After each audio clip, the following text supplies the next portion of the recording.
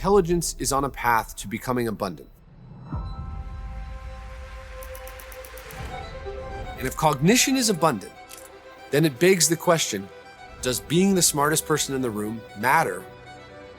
And I think that the answer is probably no. And then the question is, what does matter? I would argue that the point of being alive today is no longer being the most brilliant, it's being the most curious. I just want to enable everyone to be an agent in the future. Fatalism and cynicism cannot win out. We need people who are actively engaged in building the world that we want to describe.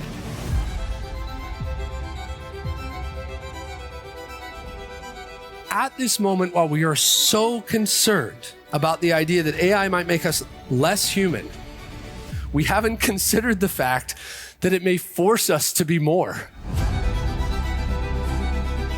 What if intelligence was a resource, like water, like electricity, like the internet? And what if it would be unmetered? Unmetered intelligence. Unmetered intelligence is not universal brilliance. It is not the idea that we will all be smart. The internet does not mean that you do research. Literacy does not mean that you read. Unmetered intelligence does not mean that you will be brilliant. It means that you will have access to unmetered brilliance, and what you do with it, what we do with it, will define everything. So I present to you what I think are the ways that unmetered intelligence may complicate and compromise our lives. How might this make things harder or worse for us? And I will start with my theory of idiocracy. The idiocracy is exactly what it sounds like. It's the concept that says at some point a human may discover that critical thinking is no longer of material importance to survival, and they will stop doing it. When I talk about idiocracy, a lot of people, especially in a room this big, will sort of turn to the person next to them, someone did, I'm sure of it, and say, we're already there. And honestly, I don't totally disagree. There is a very scary phenomenon happening right now, which is the addiction to the device. We are horribly addicted to our device, and we talk about it as a thing that's happening to the kids. And I have to remind everyone that the average Candy Crush user is a 59-year-old woman. Bad acting. What they don't teach us in school is that about 9% of the population is what we call antisocial. For most of human history, this population had to see you in order to hurt you. And then we invented the internet. We have supercharged people with the internet, and we are supercharging them again with AI. If everyone has access to incredible technology, a lot of people are going to do great things, and a few people aren't.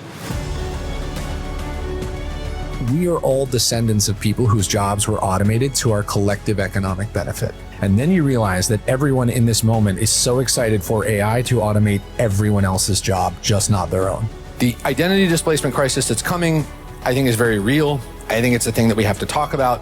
There is a future where so much can be automated so that there can be way more and way better food on the table, and a lot of people are left wondering, what now? And now that I've sufficiently scared you, let me tell you how things can go well. And the spoiler alert here is I think they can go really well. Deflation is my second hottest take. And when I talk about deflation, people get really bothered. And recently someone asked, has that jerk ever been in a grocery store? And of course I haven't. Even the current ruling class cannot stop to consider what it might look like if we built a lot more incredible things. What if we just had a lot more amazing everything? What if housing was in fact incredibly affordable for everyone? What if healthcare was in fact incredibly affordable for everyone and a lot better? What if education? The bigger pie applies everywhere. There's going to be a lot more market, a lot more stuff, a lot more of everything. I think that unmetered intelligence is going to massively reduce suffering and increase joy. And here's why. The expansion of human potential. There are about 10,000 people studying the cure for cancer today. 10,000 people on Earth trying to figure out how we solve what we all agree is a very terrible problem. So we can't print more oncological researchers. What do? We supercharge them. And AI, an unmetered intelligence, asks a very interesting question. Not what if there were 1 million oncological researchers, but what if we made 10,000 oncological researchers 1,000 times more productive? And that is happening. Scientific breakthroughs are arriving. It is one of the great promises of unmetered intelligence, and the indicators here are flashing green. We discovered our first antibiotic in 60 years recently because of AI. We split HIV out of DNA recently because of AI. Baby KJ, the first infant ever, received a custom gene therapy invented by CRISPR and AI to cure it of a previously immutable disease that would have killed it by the age of 4. That's awesome.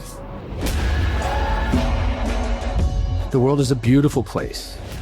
We have to build a better one now. We get a chance to do it. We get a chance to show the next generation that technology can, in fact, bring us closer together. And we get a chance to remember the point of this technology is to free us to do the stuff that we want to do.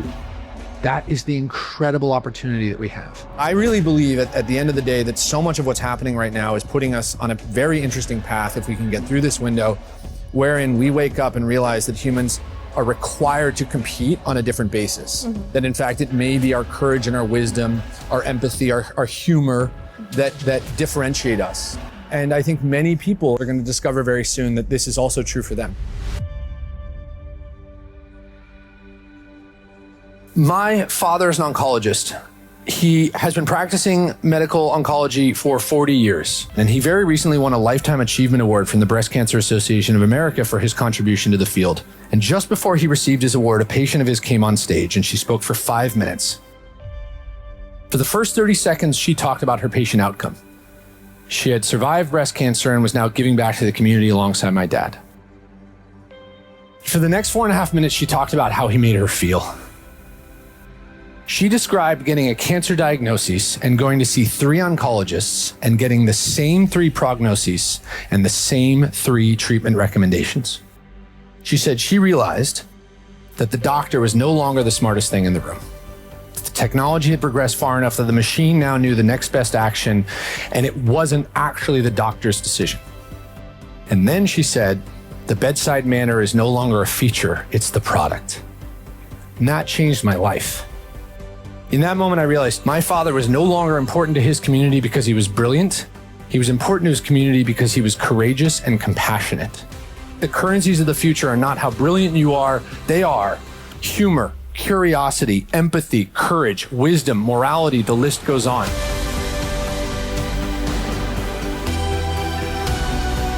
I wake up every day so excited about what AI may do, because I am no longer worried that it's going to make us more robotic. We may discover that AI doesn't just incline us to be more human, it requires us to be more human.